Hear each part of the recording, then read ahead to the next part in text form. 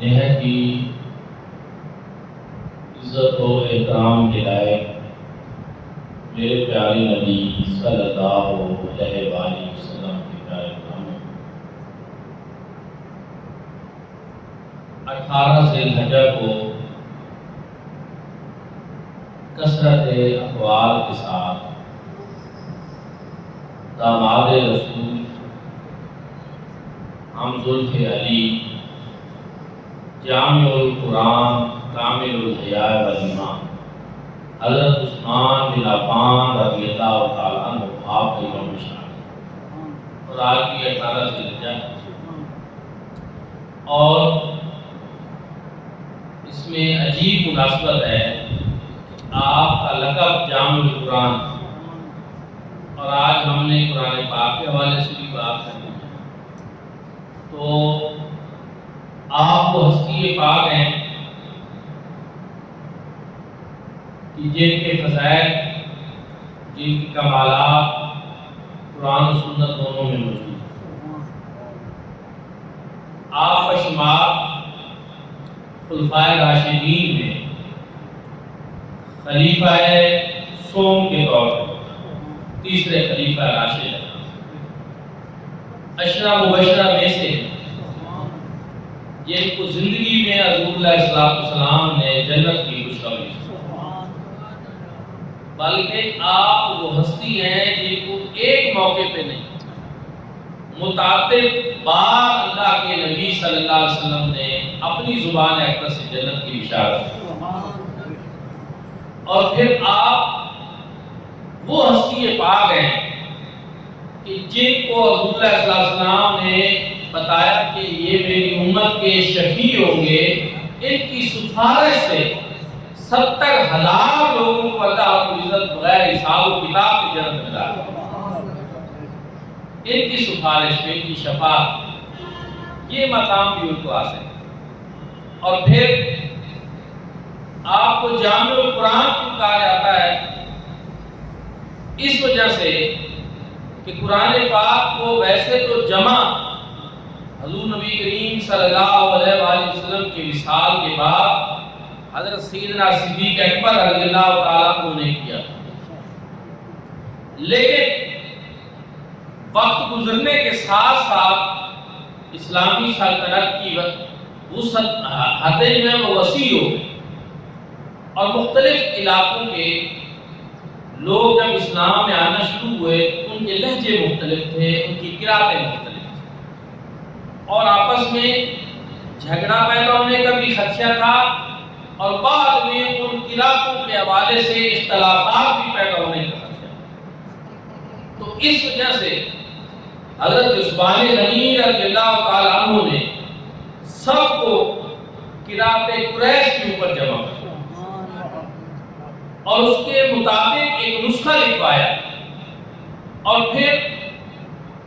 اس نسخے کو حکومتی سرپرستی میں، کیونکہ آپ امیر المومنین تھے،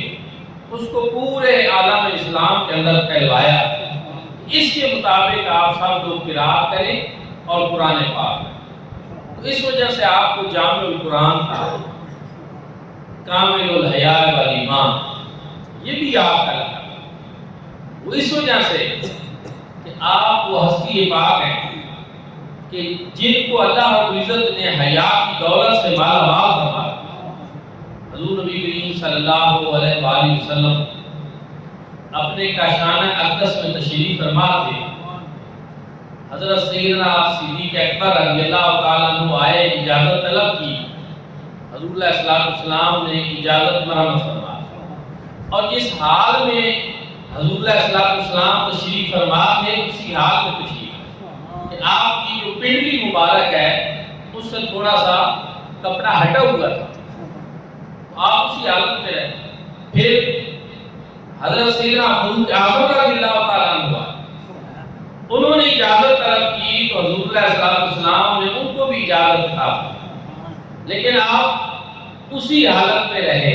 کہ پنڈلی مبارک سے کپڑا ہٹا، اور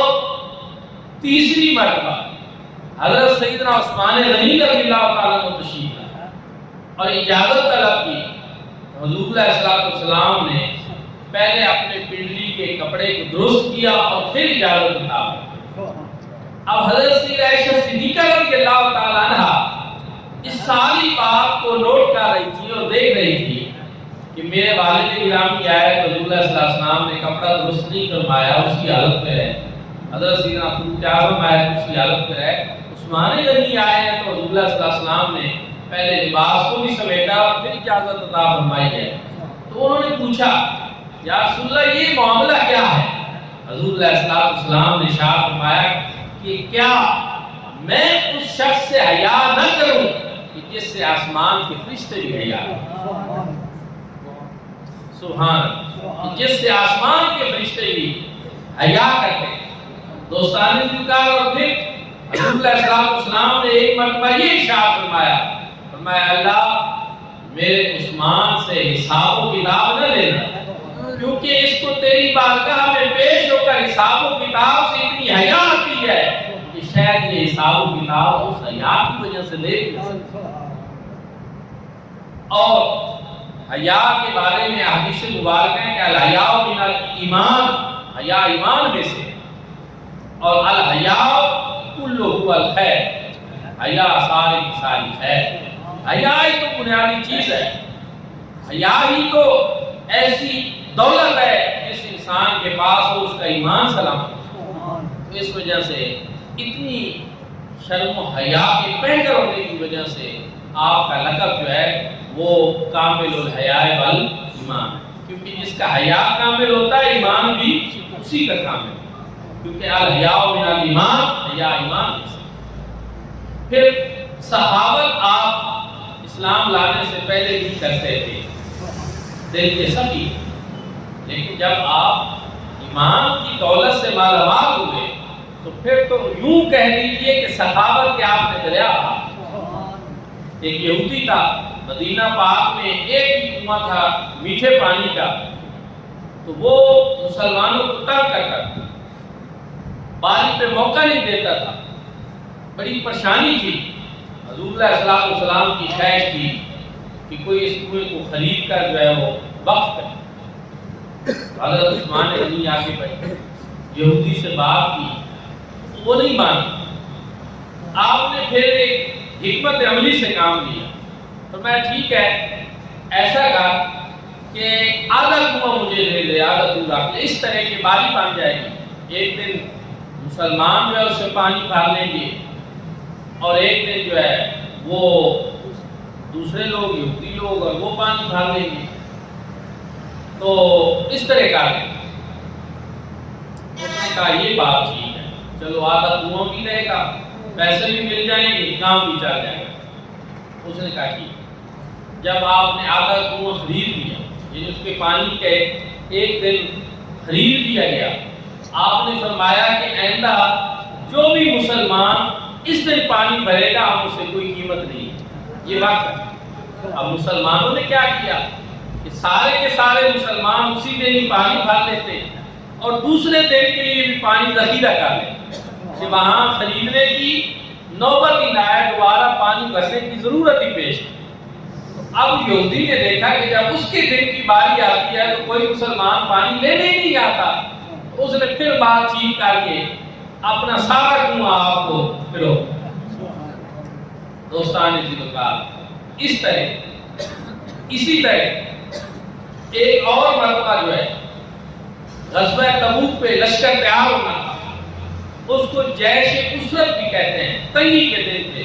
اس میں بے بہا پیسہ، مال و دولت، گھوڑے اونٹ آپ نے اللہ کی راہ میں محبوب کریم صلی اللہ علیہ وسلم کی خدمت میں پیش کر۔ اسی وجہ سے آپ کو مجہز جیش اسرت بھی کہا جاتا ہے کہ جنہوں نے جیش اسرت کے لیے تیاری کی اور سامان فراہم۔ اور آج بھی آپ کا وہ جو کنواں خرید کر آپ نے وقف کیا تھا، اس کے ارد گرد کچھ کھجوریں لگائی گئی، وہ باغ بن گیا اور وہ باغ سلامت ہے، آج بھی وہ کنواں بھی سلامت ہے۔ سعودی گورنمنٹ نے آج نہیں، شروع سے پھر آپ کے بعد جو ہے وہ آپ کی وراثت میں چلتا رہا، آپ کے نام پہ چلتا رہا، اور پھر اس کے لیے کہ آپ کے نام پہ اس سعودی حکومت نے ایک اکاؤنٹ کھولا، تو اس باغ کی کھجوروں کی جو آمدنی ہوتی ہے وہ حضرت عثمان غنی کے نام آپ کے لیے ہو۔ اور کس طرح ہوگی کہ ایک اکاؤنٹ کھولا، وہ پیسے جمع ہوتے رہے، پھر مدینہ طیبہ میں زمین کا ایک ٹکڑا خرید کر وہاں پہ ایک ہوٹل بنا جو زائرین کے لیے، پھر اس کی جو آمدنی ہوگی اس کو پھر آگے غرباء اور لوگوں کے لیے وقف کر دیا گیا۔ تو آج بھی مدینہ پاک کے بینک میں ایک ایسا اکاؤنٹ موجود ہے جو حضرت عثمان غنی کے نام پہ چاہتا ہے، اور اس سے غرباء اور مساکین لوگ جو ہیں ان کو آج بھی فائدہ پہنچتا ہے۔ یعنی ایسا صدقہ جو صدقہ جاری ہے۔ دوستان کا جو اللہ رب العزت کی راہ پہ اس طرح خرچ کرتے ہیں، اللہ رب العزت ان کے رزق میں ایسی برکت عطا کرتا ہے۔ بعض مثال بھی ان کے نام کے اکاؤنٹ چلتے ہیں، بلڈنگیں بنی ہوئی ہیں۔ مدینہ پاک میں وہ باقاعدہ ہوٹل ہے اور اس کے اوپر لکھا ہوا ہے کہ یہ ہوٹل جو ہے حضرت عثمان غنی رضی اللہ تعالیٰ عنہ کا ہے اور یہ وقف، اس کی آمدنی وقف۔ دوستو، اور پھر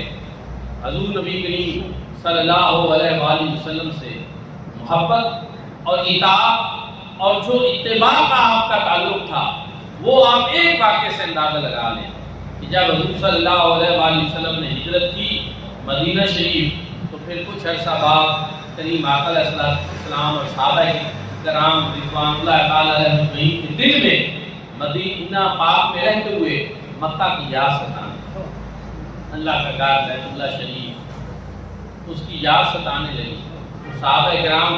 کو لے کر رسول اللہ صلی اللہ علیہ وسلم عمرہ کے لیے نکلے، تو حدیبیہ کے مقام پہ کفار نے روک لیا، تو حضرت عثمان غنی رضی اللہ تعالیٰ عنہ کو رسول اللہ صلی اللہ علیہ وسلم نے بھیجا کہ آپ جائیں مکہ والوں سے بات کریں، ان کو بتائیں ہم جنگ کے ارادے سے نہیں آئے، ہم عمرہ کرنے کے لیے آئے۔ احرام سب نے باندھے ہوئے تھے، حضرت عثمان غنی نے بھی رضی اللہ تعالیٰ عنہ آپ نے بھی عمرے کا احرام باندھا ہوا تھا۔ جب آپ وہاں پہ گئے تو خاندان قریش میں لوگ آپ سے بڑی محبت کرتے، آپ کا بڑا احترام تھا، آپ کی شخصیت اس وقت بھی بڑی معتبر شخصیات میں سے۔ آپ گئے ان سے بات کی، انہوں نے کہا جی باقی باتیں بعد میں چھوڑیں گے، وہ فیصلہ بعد میں ہوگا کہ مسلمانوں کو عمرہ کرنے دینا یا نہیں کرنے دینا، سب سے پہلے تو آپ آتے ہیں، آپ سے ہمارا تعلق بھی اچھا ہے، ہم آپ کو یہ آفر کرتے ہیں کہ آپ عمرہ کر لیں۔ اب بندہ مکے میں ہو، احرام بھی باندھا ہوا ہو، اللہ کا گھر بھی موجود ہو، لیکن حضرت عثمان غنی رضی اللہ تعالیٰ عنہ نے کیا جواب دیا؟ انہوں نے کہا جب تک حضور نبی کریم صلی اللہ علیہ وآلہ وسلم عمرہ نہیں فرماتے میں نے عمرہ نہیں کرنا۔ دوستانی سی بکا صحابہ کرام رضوان اللہ تعالیٰ علیہ اجمعین کی زندگیوں میں یہ حضور علیہ الصلوۃ والسلام کے ادب، تعظیم اور عشق کے پہلو ایسے عمرہ کے لیے احرام باندھا ہوا ہے، مکہ میں بھی پہنچ چکے ہیں، کوئی شرعی رکاوٹ بھی نہیں ہے، لیکن نہیں، جب محبوب نے نہیں کیا، جب کریم آقا نے نہیں کیا، جب حضور علیہ الصلوۃ والسلام نے عمرہ نہیں کیا، تو ہم پیش قدمی نہیں کریں، ہم حضور سے پہل نہیں کریں، ہم آگے نہیں بڑھیں۔ یہ حد ادب ہے، یہ تعظیم ہے اور یہ محبت ہے حضور نبی کریم صلی اللہ علیہ وسلم۔ دوستانی کا صحابہ کرام آپس میں ایک دوسرے سے کہنے لگے جو اس انتظار میں تھے کہ حضرت عثمان غنی واپس آئیں اور بتائیں کہ کیا معاملہ ہو، وہ آپس میں کہنے لگے رسول اللہ صلی اللہ علیہ وسلم کے سامنے کہ حضرت عثمان کی تو موت ہو گئی ہے، وہ تو مکہ گئے، وہ تو عمرہ کر کے آئیں گے۔ حضرت عثمان غنی جب واپس آئے، آپ کو پتہ چلا کہ ایسی باتیں ہو رہی ہیں، لوگ پوچھ رہے ہیں کہ شاید عمرہ کر کے آئیں گے نہیں۔ انہوں نے کہا آپ نے یہ تصور کیسے کیا ہے، یہ سوچ کیسے لیا ہے کہ میں حضور اللہ صلی اللہ علیہ وسلم سے پہلے عمرہ کروں، کبھی بھی ایسا نہیں ہو سکتا۔ دوستانی دل کا اس سے رمز اطاعت سمجھ آتی ہے، اس سے حضور نبی کریم صلی اللہ علیہ وسلم کا عشق اور ادب اور تعظیم سامنے آتی ہے، خلفائے راشدین رضوان اللہ تعالی علیہم اجمعین کے عمل سے، اور بالخصوص حضرت سیدنا عثمان غنی رضی اللہ تعالی۔ دوستان اللہ، آپ نے قرآن پاک کی ایک قرات میں مسلمانوں کو جمع کر کے مسلم امہ کے اوپر ایک احسان عظیم فرمایا، اور جب آپ کی شہادت ہوئی اس وقت بھی آپ قرآن کریم کی تلاوت فرما رہے ہیں، اور آپ کا خون مبارک جو ہے وہ قرآن مجید فرقان حمید کے اوپر گرا، اور آج بھی وہ مصحف جو ہے مصحف عثمانی جس کے اوپر آپ کا خون مبارک گرا تھا، جو بوقت تلاوت آپ کے پاس تھا، آج بھی وہ موجود ہے۔ دوستانی کا قرآن سے اتنی ان کی محبت ہے، لیکن بڑی تلخی کے ساتھ، پریشانی کے ساتھ ہم کہہ رہے ہیں کہ آج ہمارا تعلق رسمی سویڈن میں جو قرآن مجید کی بے حرمتی کا یہ دوسرا واقعہ، پہلا نہیں، اس سے کچھ ماہ پہلے بھی انہوں نے کی، اور اب مکمل حکومتی سرپرستی میں انہوں نے یہ ناپاک اشارت کی، اور ہماری یہ صورتحال ہے مسلم امہ کی کہ پے در پہ ایسے واقعات ہو رہے ہیں، اور ہم بس محض احتجاج ہی کر سکتے ہیں، یہاں تو چار جملے کہہ سکتے ہیں، لیکن عملی اقدامات کرنے سے ہم قاصر ہیں، کیونکہ عالمی سطح پہ ان چیزوں کو روکنے کے لیے جتنے بڑے فورمز ہیں وہاں پہ ہم کہیں بھی موجود نہیں، اقوام متحدہ میں ہم نہیں ہیں، سلامتی کونسل کے ممبر ہم نہیں ہیں، جو عالمی سطح کے فورمز ہیں جن پہ باقاعدہ کوئی مؤثر اقدام ہو سکتا ہے، وہاں پہ مسلم امہ کا کوئی ایک ملک بھی نہیں، اور یہ ہماری بدقسمتی ہے کہ اقوام عالم میں ہم کہیں دکھائی نہیں دیتے، ہماری کوئی صورتحال نہیں ہے، اور میں یہ ضرور کہوں گا کہ اگر ہم میں کچھ جرأت ہوتی، ہم میں کچھ جان ہوتی، اور مسلم امہ عزت اور وقار کی زندگی جی رہی ہوتی، تو عالم کفر کو یہ حرکت کرنے کی جرأت ہی پیدا نہ ہوتی۔ تاریخ میں آپ دیکھیں وہ وقت رہا ہے کہ جب پوری دنیا کے اوپر مسلم حکمرانوں کی حکمرانی ہے، اور میں پڑھ رہا تھا کہ عیسائی، یہودی، حتیٰ کہ ہندو بھی جب مسلم فاتحین آتے تھے یہ عوام ان کو ویلکم کرتی تھی۔ اس کی وجہ اس وقت کیا بنی؟ اس کی وجہ یہ بنی، سبب یہ بنا کہ اس وقت جو وہاں کے عیسائی یا یہودی یا یہاں پہ جو ہندو حکمران تھے وہ ظالم تھے، ظلم کرتے تھے، اور مسلمان عدل و انصاف سے کام کرتے۔ لوگ ان کے عدل و انصاف کو دیکھتے ہوئے مذہب بھلے مسلمان نہ ہو لیکن ان کو خوش آمدید کہتے اور اسلام قبول بھی کر لیتے تھے اور مسلمان پھیلتے چلے گئے۔ لیکن جب وہ ساری غلط حرکتیں ہمارے حکمرانوں میں آ گئی کہ سب سے بڑھ کر یہ کہ عدل و انصاف کا دامن ہمارے مسلمان حکمرانوں نے چھوڑ دی، اس کے بعد ہم مسلسل ذلیل و خوار ہوئے۔ وہ عدل، وہ انصاف، وہ ہمیں کہیں بھی دکھائی نہیں دیتا، اور یہ قرآن و سنت کے فیصلے ہیں، ضابطے ہیں، اصول ہے قرآن و سنت کا۔ حضرت مولا علی شیر خدا کرم اللہ وجہہ سے منسوب ایک قول ہے کہ کفر کا نظام تو چل سکتا ہے لیکن ظلم کا نظام نہیں چل سکتا، اور ظلم، عدل نہ ہونے کا نام ظلم ہے۔ جہاں عدل ہو وہاں ظلم نہیں ہوتا۔ عدل کی تعریف ہی بعض و شے فی محلہ، کسی چیز کو اس کے اصل مقام پہ رکھنا یہ عدل ہے، اور ظلم کی تعریف بعض و شے فی غیر محلہ، کسی چیز کو اس کے اصل مقام سے ہٹانا یہ ظلم، اور یہ ظلم ہر سطح پہ ہو رہا ہے، ہر گلی محلے میں ہو رہا ہے، ایوان اقتدار میں یہ ظلم ہو رہا ہے کہ عدل نہیں ہے، انصاف نہیں ہے۔ دوستان جن کا قرآن مجید کی تعلیمات ابدی ہیں، دائمی ہیں، اور قوموں کو سرخرو کرنے والے ہیں۔ حضور نبی کریم صلی اللہ علیہ وآلہ وسلم نے ارشاد فرمایا، ان اللہ یرفع بہذا الکتاب اقواما ویضع بہ قوما آخرین۔ فرمایا کہ بے شک یہ کتاب قرآن ایسی کتاب ہے جو بہت سی قوموں کو سر بلند کرنے والی ہے، اور بہت سی قومیں اس کی وجہ سے پستی میں جائیں۔ قوموں کو عروج بھی قرآن سے ملے گا، قومیں زوال میں بھی قرآن کی وجہ سے جائیں۔ پھر مفہوم کیا ہے،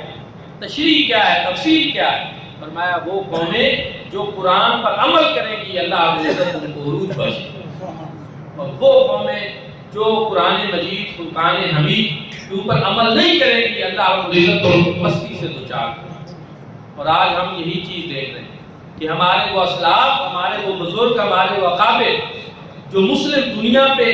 حکمرانی کرتے تھے اور پوری دنیا کے حکمران تھے اس وقت، ان کو یہ یورپ ٹیکس دیتا تھا اور صدیوں دیتا رہا ہے۔ یہ ایک دو دن کی بات نہیں ہے، ہمارے مسلم حکمرانوں کو یورپ ٹیکس دیتا رہا ہے۔ اور ان کے جب سفیر اور وزیر اور لوگ جاتے تھے تو وہ دور سے گھٹنے ٹیک کر گھسٹ کر وہ ہمارے بادشاہوں کے پاس آتے تھے اور ان کو پھر شرف نصیب ہوتا تھا کہ وہ ان کے لباس کا بوسہ لے سکتے۔ لیکن آج آپ دیکھیں کہ ہم کس حالت میں ہیں، اس سے کہیں زیادہ بدترین صورتحال اب ہمارے حکمرانوں کی ہوتی ہے جب یہ اسی یورپ کے پاس جاتے۔ ان کے عروج کی وجہ کیا تھی، ان کا سبب کیا تھا؟ میں اپنی بات بالکل سمیٹتے ہوئے آپ کو بتاتا ہوں کہ سلطنت عثمانیہ کے بانی جو عثمان خان غازی ہیں وہ اپنے شیخ کو ملنے گئے۔ ابھی انہوں نے سلطنت کی بنیاد رکھی نہیں تھی، وہ ایک ولی اللہ کی خدمت میں گئے، حاضر ہوئے۔ انہوں نے ان کو ایک کمرہ دیا کہ آپ رات کو یہاں ٹھہرے اور پھر صبح بات ہوگی جو بھی ہو۔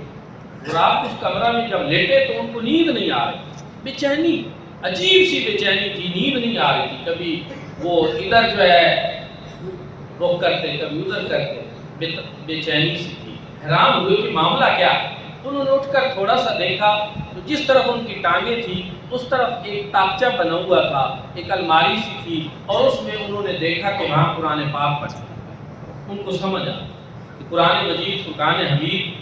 میری ٹانگوں کی طرف پڑا تھا اور مجھے پتہ نہیں چلا، یہ بے چینی کا سبب ہے۔ پھر انہوں نے قرآن پاک کو اٹھا لیا، چوما، اور پھر ساری رات کو سوئے نہیں، قرآن کے احترام میں جاگتے رہے کہ میری ٹانگیں اس طرف نہ ہو۔ وہ کمرے تو بڑے اس دور میں ہوتے ہی نہیں تھے، چھوٹا سا ایک کمرہ تھا۔ ساری رات احترام قرآن میں جب جاگتے رہے، شیخ صاحب کشف بزرگ تھے، ان کو کشف ہوا کہ اس طرح کا معاملہ ہوا۔ اللہ رب العزت نے ان کے دل میں یہ بات ڈالی کہ جس نے میرے قرآن کی تعظیم کی ہے، آپ جائیں اور اس کو خوشخبری دیں کہ قرآن کی اس تعظیم کی وجہ سے ہم نے اس پورے علاقے کی بادشاہ اس کو عطا فرمائی۔ شیخ ان کے کمرے میں آئے، ان کو خوشخبری اور بشارت سنائی کہ مجھے انکار ہوا ہے اور مجھے کشف کے ذریعے معلوم ہوا ہے کہ آپ نے آج رات جو قرآن پاک کی تعظیم کی ہے اس کے بدلے میں اس پورے علاقے کی بادشاہی اللہ رب العزت نے آپ کو عطا فرمائی۔ اور یہ تاریخ کا حصہ ہے، آپ ان کی تاریخ کی کتابوں میں یہ واقعہ پڑھ سکتے ہیں کہ کتنی بادشاہی اللہ رب العزت نے عطا فرمائی۔ پھر ان کی اولاد جو ہے وہ 3 وزیر اعظموں پہ 650 سال حکومت کرتی، اور اس کی بنیاد کیا بنی؟ قرآن پاک کی عزت تعظیم کرنا۔ اور آج بدقسمتی سے ہمارا ایک رسمی سا تعلق ہے، سویڈن کو جواب دینے کے کئی طریقے ہیں، احتجاج، پرامن احتجاج، یہ ہونا چاہیے۔ اور اس میں ہمیشہ یہ بات یاد رکھیں کہ واقعہ کرنے والا دشمن ہمارا ہم سے دور بیٹھا ہے۔ یہ عرض مقدس وطن عزیز پاکستان یہ ہمارا اپنا ملک ہے، یہاں پہ اس کو جواب دیتے ہوئے یہ نہیں کہ آپ کوئی ایسا احتجاج کریں جس میں آپ اپنے ملک کی املاک کو کوئی نقصان پہنچا دیں، یہاں کے کسی دکاندار کو نقصان پہنچا دیں، یہاں کے کسی فرد کو نقصان پہنچا دیں، تو یہ قطعاً درست نہ ہوگا، بلکہ یہ تو الٹا جو ہے اپنا نقصان کرنے والی بات ہے۔ تو اس سلسلہ میں جب بھی کوئی احتجاج ہو جو دور بیٹھے دشمن کے خلاف ہو تو اس میں کبھی بھی اپنے ملک کی املاک کو ایک تو نقصان نہ پہنچائے، یہ بنیادی اور ضروری چیز۔ دوسری یہ کہ قرآن مجید فرقان حمید کے حوالے سے ان کا عزم یہ ہے کہ مسلمان اس کتاب سے دور ہوں۔ آپ عزم کریں کہ ہم اس کتاب سے محبت کریں، ہم اس کے قریب ہوں، ہم اپنے بچوں کو قرآن کا حافظ بنائیں گے، ہم عالم بنائیں گے، اور اس کے ساتھ ساتھ خود بھی قرآن مجید کی تعلیمات پر عمل کریں، کیونکہ مسلم قوم اور بالخصوص ہم پاکستانی بعض معاملات میں جذباتی پن بہت زیادہ ہے کہ اگر اس طرح بلایا جائے کہ آئیں احتجاج کرنا ہے، ریلی نکالنی ہے، سب جمع ہو جاتے ہیں، اور اگر یہ کہا جائے کہ کچھ دن کے لیے ہم سب نے مل کر قرآن پر عمل کرنا ہے، قرآن کی تعلیمات پر عمل کرنا ہے، تو پھر لوگ ٹھنڈے ہو جائیں، پھر اس طرف نہیں آتے۔ ورنہ یہ ضروری نہیں کہ سویڈن گستاخی کرے تو ہم نے قرآن پر عمل کرنا ہے، سویڈن گستاخی کرے تو ہم نے قرآن سے محبت کرنی ہے، حالانکہ بحیثیت مسلمان ہمارا ہر عمل قرآن اور سنت کے مطابق ہونا چاہیے، اور ہر وقت ہماری ترجیح قرآن اور سنت ہونی چاہیے، ہماری زندگی میں، ہمارے معاشرے میں، ہماری سوسائٹی میں، اور بلکہ ہمارے اس ملک کا آئین بھی قرآن اور سنت ہونا چاہیے، کیونکہ اس کے آئین میں بھی یہ بات لکھی ہے، اس مقصد کے لیے یہ وطن عزیز حاصل کیا گیا تھا، آج تک اس کو وہ مقصد حاصل نہیں ہوا اور پورا نہیں ہو سکا۔ تو دعا ہے کہ اللہ پاک ہم سب کو عمل کی توفیق عطا فرمائے۔